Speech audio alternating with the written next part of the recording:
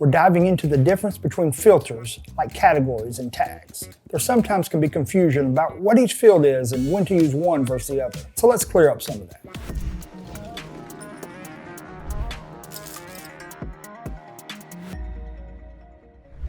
I'm Zack with FTx. When setting up an item, you're presented with quite a few attributes. It can sometimes be overwhelming.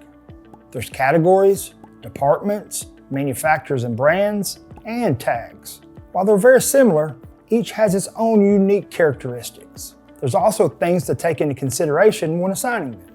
Department is probably the simplest, and one you're likely familiar with.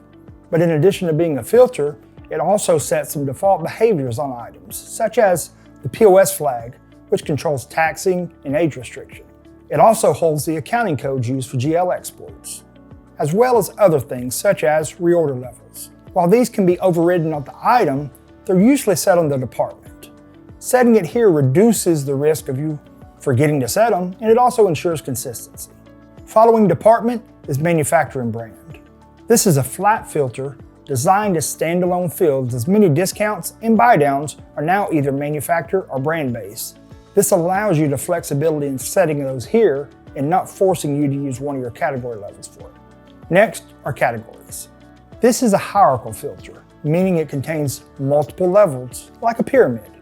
There's no limit to the number of levels you can have, though most customers find that 4 or 5 usually serve their needs.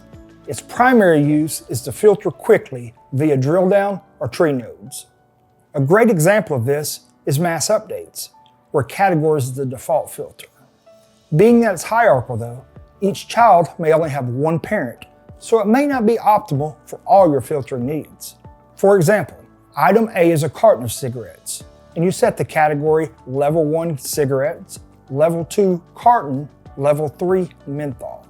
Item B is a pack of cigarettes, and you set the category to Level 1 cigarettes, Level 2 packs, and Level 3 menthol.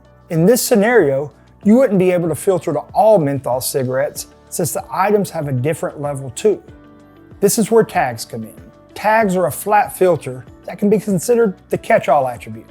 An item can have multiple tags, as many as you want, and they can quickly be added or removed directly from item details or in mass updates. This allows you to filter as broad or as granular as needed. Using the example above, both items can have a menthol tag, which allows you to filter on all the menthol items that way.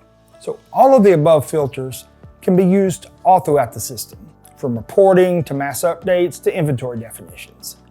Additionally, they can be combined with each other, allowing you to execute the perfect filter. For example, you can run a sales report showing items in Department 1 with a brand of Marlboro containing the tag menthol. So that's it for this FTx fact. Hopefully that sheds some light on your filter options.